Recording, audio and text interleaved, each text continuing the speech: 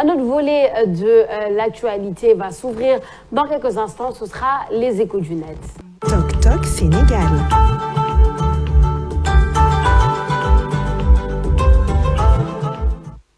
L'actualité, c'est pas seulement le bulletin d'information et la revue des titres, c'est aussi ce qui se passe avec vous, chers internautes. Comme d'habitude, dañuy xool li ngeen di waxtaanee ci toile bi ci week-end bi yëpp tey le lundi ñu war a mettre en revue tout ce qui se passe aussi sur la toile dans les échos du net. Et les échos du net, c'est avec l'ami des internautes Fatimata Bintouba. Fatima, maa ngi lay nuyu di la dalal ci plateau bi. maa ngi lay fay Sophia Ba maa ngi nuyu itam suñu mbokku téléspectateurs ak internautes ci ITV yi. Alors Fatima, li internautes yi gën a waxtaanee démb, il faut le dire, c'est bien doxantu président Macky Sall ak première dame Marième Faye Sall bi nga xamante ni jot nañ ci ay vidéo sur Twitter un peu partout sur internet. C'était sur la corniche et c'était hier après-midi. mu nekkoon démb comme ni nga ko waxee Sophia Ba kii di njiitu réew mi nag mu ànd ak soxnam di Marième Faye Sall doon def ab balade bi ñuy woowee nga xamante ni doxantu boo xamante ni nekkul une première fii ñu koy gis wala kii di Macky Sall di ko def moom Macky Sall def na ab publication de ca foofu la ca Snap la ñu jëlee boobu les publications Macky Sall nee na j'ai été heureux de rencontrer certains compatriotes nga xamante ni gisante nag ñoom ci corniche bi nag mooy corniche bi nga xamante ni moo jëm Guédiawaye mu tasante fa ay citoyens yoo xamante ne ay sénégalais lañ ñu saafoonteeg moom am na ci benn vidéo bu ndaw boo xamante ni dañ koy seetaan ñëwaat fii ci plateau bi.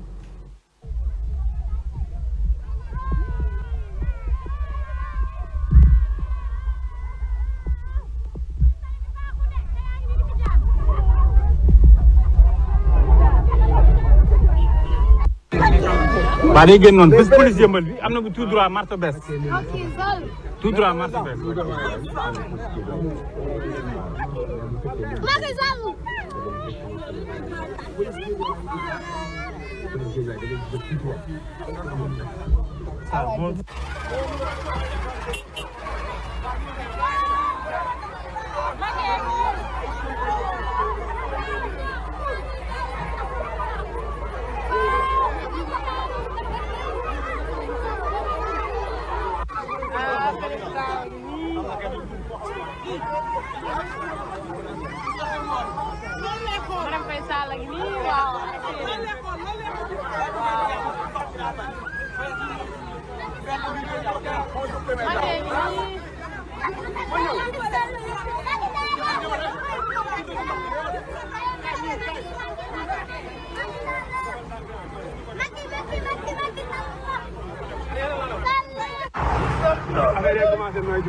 Pour mon président, vous êtes le maire.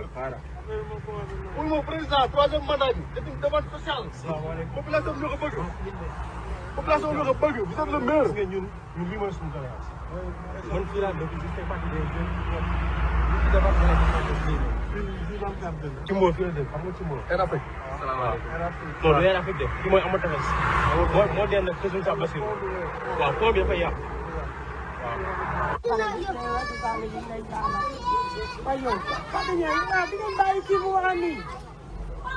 Voilà Sophia Ba vidéo bee ngi noonu ay extrait yoo xamante ni démb gis nañ ko ñu partagé ko bu baax a baax ci réseau yi gannaaw ab visitam bu ab balade bi nga xamante ni moom la doon def ci corniche ba jaarle Guédiawaye ak yenn koñu banlieue bi gannaaw loolu commentaire yi bëri na ndax ñu nekk am na ay réaction yu bëri yoo xamante ni jot na cee am kii di Ayoba Faye nee na votre président est encore sorti au volant mu ne avec son conseiller en TIC Abdou Aziz Mbaye qui fait tout pour qu'on croit li nga xamante ni c'était improvisé mu nekk l'individu qui arrêté en plus wax ci individu bi nga xamante ni moo arrêté li nga xamante ni mooy cortège bi yaa ngi koy gis ci vidéo bi di naan Macky Sall li nga xamante ni mooy troisième mandat bi demande sociale nee nañu d'après kii nga xamante ni mooy commentaire bi ñu jot nee na individu boobu nekk na koo xamante ni dafa bokk ci lii nga xamante ni mooy parti Macky Sall en plus am na ay photo yoo xamante ni fësal nañ ko photo bu mu photo woon ak Macky Sall nekkul woon loo xamante ni c'était naturel maanaam loo xamante c'était prémédité dañ ko préparé woon gannaaw loolu moo tax amul aspect naturel boobu mu waroon am na ñeneen itamit ñu gis ne erreur de communication la comme Pape Ismaïla Dia nee na le citoyen lambda bi nga xamante ni qui a abordé Macky Sall pour le prier de briguer un troisième mandat nee na et une vieille connaissance nga xamante ni moom ak Macky Sall nekkul la première fois ñuy gisante mais yàgg nañoo xamante ne nañ waa ji il s'appelle Alioune Dia et de nee na pare nekk ci xamante ni mooy APR Guédiawaye ñu ne membre du cabinet de Racine Talla gis nga li ñu wax dem nañ ba am ñoo xamante ni def nañ ay recherche pour xam waa ji naka la tudd waa ji APR la bokk ak waa ji fan la bokk nee na même choisir un bon nga xamante ni acteur c'est trop pour maanaam communication bi moo des ba tey jii nii léegi nga xamante ni dañ ko si doon seet duñ ko gis kii di Jali Badiane nee na pour une communication vous êtes nul nee na cette promenade aurait pu passer pour un truc spontané mais li nga xamante ni est rassurant dafa waroon nekk loo xamante ni dafa waroon fluide tey yow doo sentir ne sax que lii c'était prémédité dañ ko organiser mu ne seulement que vous aviez mis un peu plus de professionnalisme li nga xamante ni dañ ko fàtte ñu ne communication art la te communication itamit dañ koy jàng nekkul yow tey da ngay ñëw nii rek teg ñu ne on va faire un truc boo defee truc bi mu raté donc nekk na loo xam ne dañ koy préparé wu pour boo bëggee am résultat parce que li ñu wax ni Sophia bu fekkee waa ji ni mu ñëwee nekk di naan Macky lii di 3e mandat dafa nekk demande sociale alors que le gars en personne nekk na koo xamante ni ci membre APR dafay xaw a lëndëmal xel yu askan wi Sophia Ba. On est en 2022 hein. On est en 2022 ñëpp am nañ accès internet ñëpp am nañ accès réseaux sociaux et les Sénégalais ne sont pas dupes, ne sont pas en retard, les recherches sont là, on est à l'ère des recherches, on est à l'ère yi nga xamante ni dara du réer donc le fait qu'on ait su kan mooy individu boobu moi ça ne m'étonne pas et c'est tout à fait normal et il fallait s'y attendre que les recherches soient faites et que les identités soient replacées, c'est tout à fait normal. Je n'attends pas, moi, des Sénégalais. Sénégalais, ils doivent nous dupes nous. Donc, il faut qu'on arrête. Après, en matière de politique, rien n'est improvisé. On dit oui, ça aurait pu avoir l'improvisé. Rien n'est improvisé, rien n'est par hasard. Oui, si le président Macky Sall fait le choix de sortir dans les rues, etc. Pourquoi demander à ce que ce soit improvisé? Bien sûr que ce n'est pas improvisé, c'est le président de la République. Improvisé déjà pour des questions de sécurité. Déjà, Mani, Contal, je me dis c'est une bonne chose qu'on soit dans un pays où le président peut même se permettre de faire ce genre de choses parce qu'il y a des pays dans lesquels le président ne peut pas se permettre dans les rues parce que sécurité et stabilité, un minimum de sécurité et stabilité, nous avons jusque-là. Donc ça, alhamdoulilah pour ça. Mais ensuite, ça ne peut pas être improvisé parce que le président, celui d'être sorti, il faut préparer sa sécurité à lui, il faut un protocole, il faut beaucoup de choses, même si nous sommes on a vu le président et la première dame. Mais derrière eux, c'est sûr qu'il y a de la sécurité, c'est sûr qu'il y a tout ce qui est mis en place pour s'assurer que tout se passe bien. Donc déjà, il faut qu'on arrête. On n'est pas dans un film, on n'est pas dupe, comme j'ai dit. Donc Ramneni, c'est pas improvisé. Je pense qu'il faut aller au-delà de là et peut-être penser à la stratégie politique. Derrière, la stratégie politique derrière, maintenant, elle est assez claire. Vu que Kinga Hamatenimo, 3e mandat, c'est quelqu'un de l'APR. Donc on voit un peu que l'Olaine Bugefessel, en tout cas, on peut se le dire. Et voilà, est-ce que c'est une stratégie qui marche ou pas? Chaque Sénégalais peut en décider. Chaque Sénégalais peut dire est-ce que ça le touche ou pas? Est-ce que de voir son président calculer ou pas calculer? Forcément calculer, comme je l'ai expliqué. Calculer ou pas calculer, proche de, proche de la population, Macky Sall ñoom gis nañ seen président, etc. Est-ce que loolu ça les touche ou pas? Chaque Sénégalais peut en juger. Maintenant, ce qu'il en va de la spontanéité, il faut qu'on se rende à l'évidence. Rien n'est spontané en politique, Mamadou Gueye Kassé, je pense. Sur ce coup, je suis parfaitement d'accord avec vous. Mais il faut aussi nous faire attention parce que même sur des Wadi mën bokk ci APR comme aussi mën nek intox parce que tu ne sais pas qui est derrière ce message qui dit que c'est un conseiller dans une mairie donnée. On ne sait pas. En tout cas, ce n'est pas authentique parce que on n'a pas aujourd'hui les preuves matérielles. Je pense que les gens ont fait quelques recherches, ont rapporté quelques photos. Oui, mais justement, toujours est-il que ça reste des paroles de quelques-uns contre les siens. Donc, l'homme est un problème de quoi? Donc, moi, j'attends de voir voilà, où se situe exactement la vérité. Mais si nous regardons l'affaire, je pense que c'est son droit le plus naturel, en fait, en tant que président de la République, de sortir, donc de communier avec la population, de voir l'état des travaux, etc., sur la corniche, etc. Je pense que l'OL, c'est son droit le plus absolu. Mais tamit, comme tu l'as dit tout à l'heure, un président de la République, sa sortie comme ça ne peut pas s'improviser. Donc, c'est quelque chose de aussi préparé. préparé nañ ko à l'avance c'est très clair mais également leneen li nga gis mooy yuuxu xale yeeg affaire yooyu c'est quelque chose de spontané comme on dit les enfants ne trichent pas voilà mais par rapport ak keneen ki par exemple qui dit que le troisième mandat c'est une demande sociale moi j'attends de voir en fait et je prends également avec des pincettes ceux qui disent que il est conseillé dans une mairie donnée parce que jusqu'à présent là où je suis je n'ai pas donc des preuves pour pouvoir apprécier leurs propos. C'est ça. Je te rejoins sur quelques points. Je te rejoins sur le fait, comme j'ai dit tout à l'heure, ça ne peut pas être improvisé. Rien que pour des mesures sécuritaires, Fatima, nous, président de la République, institution. Là. Donc il faut qu'on arrête aussi de croire que oui, oh, il va sortir de manière... Non, c'est même pas ça qu'on demande. Mais il a fait le geste de sortir, en tout cas. Réaction au Khalei, comme tu l'as précisé, Mme Abdoulaye Kassé, ça, c'était spontané. Est-ce que Lolo, ça vous touche en tant que Sénégalais de voir les enfants proches de leur président, Nana Gisna, président Macky Sall. Est-ce que ça vous touche? Ça dépend de la sensibilité de chacun, ça dépend de est-ce que la stratégie marche pour les uns, pour les autres. Je pense qu'il faut gën a war a xoolee affaire bi. Maintenant, après, un adulte qui dit demande sociale et tout, il parle au nom de qui? Demande sociale au nom de qui? Qui lui a dit que l'on demande sociale? Après tout, ça reste son opinion. Ça reste son opinion. Voilà. Il peut, man, j'aurais préféré qu'ils disent, man, je te demande, le fait qu'ils disent non, l'on demande sociale. Tu as fait un sondage. Tu es allé dans les maisons. Est-ce que même pour faire on met de côté même le fait que c'est soi-disant un appartenant à APR, et tout.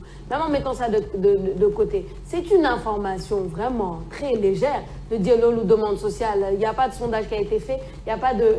Tu te bases sur quoi pour dire demande sociale? Donc, mais bon, ça répond également à la logique de la foule. On dit que la foule, elle est irréfléchie. Oui. Donc, à chaque fois qu'il y a un mouvement donc, de personnes, il faut s'attendre à ce genre de choses parce qu'il n'y a pas une action concertée, il n'y a pas quelque chose qui a été sur laquelle on s'est entendu à l'avance.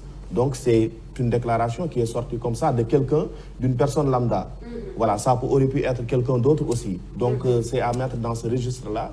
Mais je crois que l'homme mouvoir, ça n'engage que lui, comme on dit.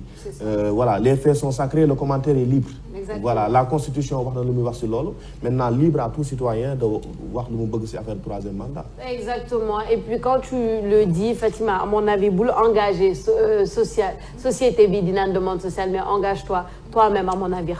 Une stratégie politique, mais tu vas nous dire. dañoo nekk ci bataille de communication boo xamante ni ku nekk rek da ngay gis ni ñuy fësalee seen bopp boo seetoo ci vidéo bi di nga gis koo xamante ni ñëw na di naan troisième mandat demande sociale mais ci wet bi am na koo xamante ni moom xam naa ni côté boobu la dëkk mu ngi wax état wu pont bi parce que ci corniche bi am na ay pont yu bëri yoo xamante ni tax ko demee noonu ba nit ñi sax duñu jaar ci pont bi dañuy jéggi tali bi loolu mooy waral souvent ngay dégg accident yi xamante ni ñooy am ci booru corniche bi mu ngi ciy interpellé kii di njiitu réew mi Macky Sall espérons que tey dinañ ci am réponse wala suba ñu mën kaa defar parce que nekk na loo xamante ni dañ koy wax chaque fois dem nañ fa def ay reportage di wax état pont bi tax nekk na loo xam te wóoru parce que gis nga corniche bi oto yi vitesse ñu fay dawee xale yi dañ fay jaar di dem plage ba wala ñeneen ñoo xamante ni ñu ngi fay aw donc nekk na loo xamante ni ay question yoo xamante ni dafa urgent ñu régler ko moo gën jàll ci leneen yaa ngi seet itam ba muy aw si ndox bi muy mel ni comme kuy laaj ci yoonam li ngay wax nii rien n'est improvisé lii nga xamante ni protocole bi day am itinéraire président bi donc xam nañ fan lay aw buy aw xam nañ ni fii dafa tawoon fii day am ndax donc nekk na loo xam te saa buñ ko defee rek réfléchir nañ ci xam nañ ci lan lañ ci bëgg am peut-être derrière les gens vont croire que lii nii le président il est sorti juste comme ça boo jëlee date bi c'était le lendemain lan li nga xamante ni mooy gàmmu ci waawoon xam nañ ni mbedd yi dafay xaw a wéet torop parce que boo seetloo démb circulation bi xawoon na fluide tuuti parce que ñëpp ñëwaguñu woon jóge ci waawoon wala ñi demoon Thiès et tout jóge si ñëw ci lii bi donc tali bi sóor nañ tali bi tey jii du bëri nit voie bi muy aw tamit du bëri nit donc nekk na loo xam te dañ koy préparer lu yàgg doog cee génn parce que li ñuy wax aspect sécuritaire bi président du ñëw noonu rek génn ànd ak ki nga xamante ni mooy première dame mais liñ ci question boo xamante ni moo gën a interpeller nit ñi du internet yi kese parce que vidéo yi foo ko partager dañ koy gis le fait que ñu bëgg a insister ci affaire troisième mandat yu ba léegi loo xamante ni dafa waroon leer bu yàgg waaye ba léegi chaque fois dafay ñëwaat donc mooy loolu daal Sophia. mooy loolu non mais quoi de plus normal que de calculer encore une fois la sortie d'un président de la République je sais pas est-ce que les gens réalisent lan mooy un président de la République institution quoi de plus normal que ce ne soit pas spontané man loolu ça ne me dérange pas parce que au contraire bu fekkente ni c'était spontané j'aurais même peur pour le pays ça veut dire que ñun on n'est pas en sécurité notre institution la plus importante n'est pas en sécurité mënoo jékki-jékki rek en tant que président de la République génn ni non il faut que ce soit bien calibré et tout donc ça vraiment nañ teg débat boobu de côté à mon avis il faut qu'on se rende à l'évidence par contre je trouve de mauvais goût di filmer ki nga xamante ni peu importe qui il soit qu'il fasse partie de la PEPADA oui c'est une demande sociale le troisième mandat ça je trouve ça de mauvais goût par contre donc man ci loolu lay gën a wax ni franchement il faut qu'on arrête parce que ci loolu lay wax ne aussi les Sénégalais ne sont pas dupes les Sénégalais ne doivent pas être dupes parce que loolu que quelqu'un vous dise c'est une demande sociale etc est-ce que loolu day altérer yow ce jugement ou pas est-ce que loolu day tax yow nga ne ah d'accord comme c'est une demande sociale vraiment je fais confiance aux Sénégalais je ne pense pas qu'ils soient dupes te comme ni nga ko waxee constitution bi wax na ba pare ñun sax ñooy gën a joxe et puis troisième mandat la ñuy wax au lieu de troisième candidature et ça troisième candidature bi constitution bi nee na c'est pas légal donc on alimente un débat vraiment mooy loolu.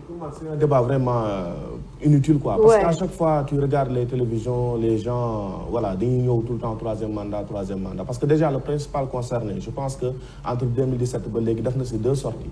wax ni moom du def troisième mandat. Il avait donné rendez-vous aux Sénégalais que ni après législative yi dina si wax.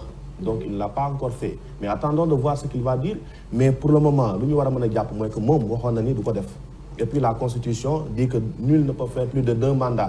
Donc arrêtons-nous à ça pourquoi vouloir maintenant wax ki ni nit ki day def lii te boobu ba tey waxul loolu en fait man c'est ça mon problème un peu quoi. Ouais non c'est un grand problème donc voilà. Pour moi on doit mettre ça de côté et puis plus analyser. C'est-à-dire que nous-mêmes qui entretenons ce débat-là nous ne respectons pas au fond en fait notre constitution. Tout à fait. On ne doit même pas transiger sur ces choses-là. Par exemple vous parlez dans les pays anglophones tu fais un mandat si ta population te fait confiance elle te renouvelle le mandat. Maintenant tu fais tes 2 mandats tu pars. En fait même les débats là autour du troisième mandat ça ne se pose pas. Il y a que dans les pays francophones que tu entends ça. Et je pense que on doit dépasser ça en fait. On doit dépasser ça à mon avis. On doit rendre notre constitution inviolable. Peu importe l'homme qui dirige ce pays-là. C'est ça en fait. Et c'est à nous de le faire aussi d'un côté. On a une part de responsabilité. Même nous en tant que journaliste, en tant que personne de médias, je pense qu'on a une responsabilité. Justement, ñu jàll ci beneen sujet bi Fatima Eco du Net, la générosité de certains joueurs je pense. La générosité waxoon nañ ko fi gis nga Sadio Mané ba mu demee woon Bambali ak yi mu defoon yëpp am na keneen koo xamante ni mu ngi ci tant que Sadio Mané muy wuyoo si turu Demba Ba gis nañ ne li mu def foofu la ca dëkkam ba immédiat lañ koy doxee nee na une académie de foot sur 10 hectares et donc nga xamante ni mu ngi toll ci 3 milliards de francs CFA ànd ak maternité ay foyer benn foyer boo xamante pour des jeunes pour 60 millions de francs CFA ay dons matériels yoo xamante ni scolaire pour élèves yi nga xamante ni ak élèves yi nga xam ne ñoo nekk ci dëkk bi ñuy woowee Rof kii di ancien footballeur bi nga xamante ni mooy wuyoo si turu Demba Ba moom moo ko jagleel waa dëkkam boobu la gis nañ ni gannaaw loolu nag Sophia ñëpp rafetlu nañ ko parce que comme ni ñu koy waxee nekkul une première ñu gis international sénégalais di def genre initiative action yu ni mel dañuy seetaan ab vidéo bu ndaw boo xamante ni gis nañ ko fa ñëwaat fii ci plateau bi.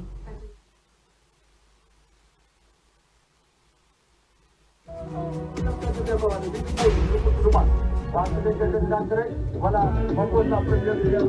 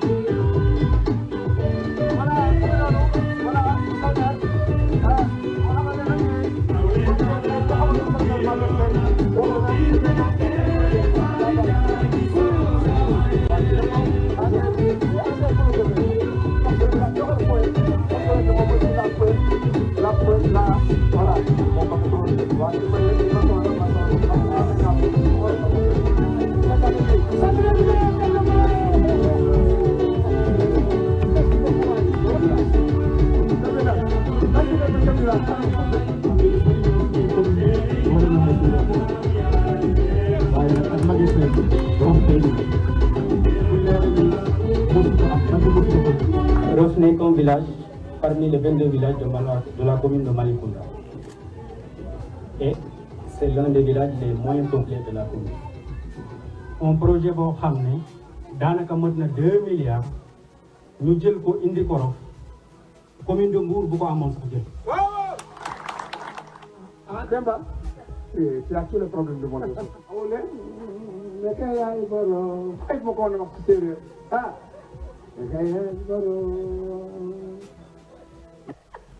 voilà Sophia Ba vidéo bee ngi doon Demba Ba li nga xamante ni moom la def foofu la ca Rof nekk foofu la ca Malicounda gis nga loo xamante ni toll nañ ko estimé nañ ko mu toll ci 3 milliards de francs CFA gannaaw loolu nag Sophia saa bu ñu gisee action yu mel nii dañ koy mën a rafetlu saluer ko encourager ko parce que day tax ñeneen ñoo xamante ni nekk nañ ci position mën def lii dañ koy def kii di Moha nee na Demba Ba un homme au grand cœur nee na tout comme ses frères mu ne un grand bravo nga xamante ni moom la jox Demba Ba mu ne votre geste espoir de football oui un footballeur a le pouvoir de changer des vies de changer des choses pour nga xamante ni des milliers de personnes ak Demba Ba lii mu def dina indi loo xamante ni mooy avenir meilleur pour d'autres ñoo xamante ni tey jii amuñu woon accès pour mën a jënd fourniture tey jii mënuñu woon ay bëgg nañ am nañ gis nañ yenn compétences yi si moom mooy comme yenn xale yi ñuy gis ñoo xamante ni dañuy judd wala toll yenn âge yi ñu mën football mais duñu am encadrement ak foyer bi nga xamante ni wala académie de foot bi mu taxawal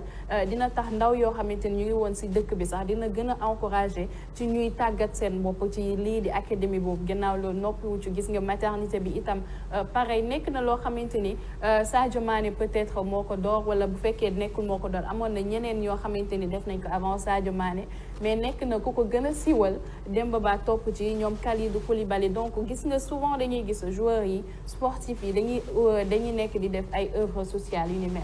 C'est ça, ça inspire, moi ça m'inspire et ça fait toujours plaisir de gis loolu quoi. Le pouvoir d'achat est lourd, machallah. Un grand pouvoir d'achat avec une grande carrière, hein, je pense, Mame Abdou. Et puis ça fait plaisir, franchement, de voir que pour moi, ce sont des exemples de réussite. Ñi nga xamante ni dañoo liggéey, ils sont restés concentrés, ils sont restés assidus, ils ont travaillé et maintenant ils sont au stade où ils peuvent give back. Mooy lu ñuy wax give back, redonner seen dëkk, seen communauté, seen réew tout simplement. Ils sont pas obligés de le faire.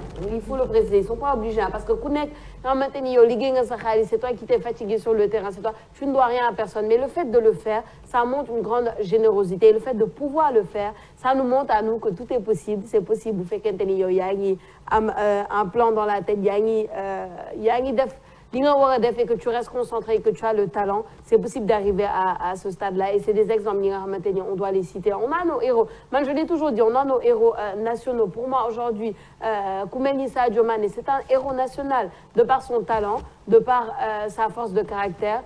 C'est ça, sa concentration et sa discipline, sa rigueur. Pour Man, c'est un héros national. Demba Ba aussi se hisse à ce niveau-là. Donc, je pense qu'on en a besoin des exemples comme ça qui nous montrent qu'en fait, c'est possible, Mame Abdou. Oui, absolument, man, ça ne m'étonne pas venant de Demba Ba parce que même déjà, il fut un grand joueur. On se rappelle tous de son épopée à Chelsea. Donc, Moudafa Diallo Bouré, je crois que même il a gagné là-bas la Champions League avec Didier Drogba en 2012. Moudaf carrière Boumak. Mais également, tey jii reconversion dañ koy rafetlu parce que le plus difficile mooy nekk joueur après nga jeexal sa carrière nga investir si loo xamante ni dafay amal njëriñ si sa réew te boo xoolee Rof localité boobu mu dem te mu nekk Mbour mu def fa li nga xamante ni moom mooy centre de formation pour man c'est une bonne chose parce que c'est bénéfique en fait pour notre football local. En plus de ça aussi, ça participe au développement de cette communauté. Comme nous l'avons dit, investir 30 millions de francs CFA si maternité bi ak 30 millions si li nga xamante ni moom mooy foyer des jeunes te xam nga ni localité yooyu souvent hivernage ba hivernage la nit ñi di am activité parce que c'est l'agriculture. En dehors de ça, c'est la oisiveté. Les gens ne font rien. Donc, le fait de créer déjà un foyer des jeunes, en plus du centre de formation, d'une bagatelle de 3 milliards de francs CFA, je pense que toutes les conditions sont réunies pour caser les jeunes de ce village-là, mais également des alentours. Et que également, aujourd'hui, on invite en tout cas tous les internationaux sénégalais, mais également toutes les bonnes volontés à œuvrer dans le social pour que ñu mën a développer li nga xamante ni moom mooy suñu réew. Et c'est important parce que lu bëri nag dañuy plaindre ci suñuy infrastructure yi nga xamante ni matuñu que ce soit au niveau déjà notre football local Sékou Seydi chaque jour mu wax ko. L'État ne peut pas tout faire, on peut pas tout attendre de l'État et je dis pas qu'on attend de nos de ñi nga xamante ni ils ont réussi mais ça fait vraiment plaisir de voir que ñu ngi jàpp ci combat bi quoi ñu ngi jàpp ci combat bi parce que mën nañ ko parce que bëgg nañ ko aussi ça fait plaisir de voir ça. On se plaint souvent de nos infrastructures que ce soit niveau sportif Sékou Seydi chaque jour mu toog ci plateau bi wala ci réseau yi wala ci émission Omnisport wax ni le football local il y a un problème de suivi, il y a un problème d'investissement ci football local bi quand on a des héros comme Demba Ba qui participent da nga koy rafetlu bu baax a baax. Nos infrastructures aussi scolaires au niveau de l'éducation ça pose problème. Gis nañ comment le budget de l'éducation a été réparti un peu la semaine dernière. Gis nañ ni bon ñu bëri ñu ngi wax lu doy waar la c'est extraordinaire. Malheureusement nos besoins ne sont pas là mais on a des héros comme ça yi nga xam ñu ngi jàpp ci combat bi ñu ngi jàpp ci développement au Sénégal et l'avenir de la jeunesse c'est important Fatima. ñuy gis lii saa su ne Sophia dañuy kontaan c'est pas obligé forcé wuñ leen pour ñu def mais tey ji investissement la boo xamante ni boo ko defee sa réew nga ko defal mais tamit da nga ko defal sa bopp ak génération bi nga xamante ni mooy ñëw parce que boo defee benn centre de foot def maternité ñi fay judd ñëpp xamal ne yow ñooñu peut-être mën nañoo ñëw ñu amalaat la njëriñ donc day nekk cercle boo xamante ni dafay tourné waat kon ñeneen ñi buñ koy gis mën nañu sax inspiré wu ci loolu am na ñoo xamante ni Sophia am nañ lu ëpp li ay milliardaires mais mënuñu kaa def xol mooy def comme li ngay wax léegi nii générosité bi ñu am humanisme bi ñu am bu ñu gisee Sadio Mané gi ñu gisee tamit temps yële kii di Pape Ibrahima Ndiaye nga xamante ni nekk na joueur boo xamante ni moom def na lu ni mel itam donc ñoom ñëpp ñu ngi ku nekk yaa ngi xool sa côté naka ngay mën a defee pour mën a gën a jëmale sa kanam sa askan kanam donc surtout que ñoom bu ñu génnee li nga xamante ni Sénégal mooy seen fierté ñun tamit ñoom la ñu am pour wax ni ñii ce sont nos héros donc nekk na loo xamante ni dañ koy gën a magnifier di ko rafetlu bu baax comme ni ñuy wax waruñoo toog souvent jeunes yi wala ñeneen di xaar état lu ñu mën a defal mais avec un coup de pouce mën nañoo gën a jëm kanam parce que entrepreneuriat nekk na loo xamante ni yombul il faut ñoo xamante ni ñu am lu leen jàppale si gannaaw souvent dañuy wax nit ki man je me suis fait toute seule loolu mënul nekk. non dañoo nekk personne ne s'est fait tout seul. voilà dañoo nekk ci société boo xamante ni jàppal ma jàpp la kenn moo ñëw jàppale la ci lenn yow après boo demee ba tollu fenn nga jàppale keneen koo xamante ni moo la gën a féete suuf. c'est ça personne ne s'est fait tout seul que ce soit un parent que ce soit quelqu'un qui rien que par exemple man tey jii benn opportunité am kase ne ma Sophia opportunité bi demal nga def ko parce que tu as ça tu as ces habitudes je pense que di nga ci am ndam rien que là.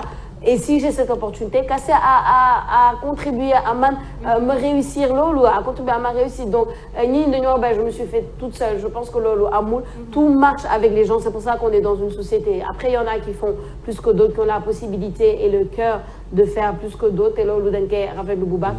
Le Sénégal, c'est spécial. Oui, c'est très spécial. Da ngay nekk élève booy jàng nga gis bu fekkee da nga yëg ci transport en commun yi kee xamante ni da ngeen bokk koñ. bu la magee tuuti sax mu leer na ne kii yow loxoom taxukaa demee noonu mais da ngay gis Sophia day génnee paasal la. donc nekk na loo xamante ne ay actions yoo xam te souvent day am loo xamante ni boo nekkee mag sax doo ko fàtte. loolu moo wane ni vivre en société dafa am yu mu ànd surtout boo nekkee ci communauté boo xamante ni dafa mel ni comme Sénégal. non c'est important. xam nga lii les externalités positives yu muy indi mooy bëri c'est-à-dire que nit ñi souvent dañuy figé wu rek si investissement bi même au-delà en fait de geste bi nga xamante ni Demba Ba def na ko tey jii nous avons des hommes riches des milliardaires et cetera. ñi nga xamante ni yàlla daf leen baaxal. mais le problème est que ñun en fait dans notre subconscient tant que amuñu kër Dakar rek par exemple pour ñun voilà quoi.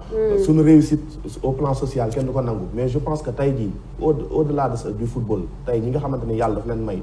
bu ñu doon dem tey si localités yi nga xamante ne c'est des localités reculées enclavées ñu fay investir tey suñu réew bi day développé wu xam nga parce que dafa am solo en fait parce que bu dee ñun ñëpp dañoo concentré wu Dakar dëkk bi dafay xat donc ñun ñëpp ñi nga xamante ni yàlla teral na leen bu ñu doon dem di dëkk si localités yi dina participer li nga xamante ni moom mooy développement accéléré du pays parce que tey da ngay daw par exemple booy dem du voyage ngay dem dans le nord et cetera da ngay romb des terres arables yoo xamante ni kenn nekku fa kenn exploité wu ko alors que pendant ce temps les gens sont là en train de s'engouffrer à Dakar. c'est ça non donc lii rek lii Demba Ba joxe deux enseignements lañ si mën a tiré mooy moromam yi nga xamante ni ñu ngi doon liggéey bitim réew yàlla may leen daraja ñu dañoo war a ñëw delloo njukkal seen réew maanaam investir si dëkk bi mais également ñu jéem a dem si localité yooyu aussi pour jéem ko développer parce que bu ko neexoon peut-être mënoon na ñëw jënd fii benn terrain à Dakar ubbi fii centre de formation mais pendant ce temps li nga xamante ni moom mooy aspect positif bi du si bëri noonu parce que Dakar c'est déjà une ville déjà faite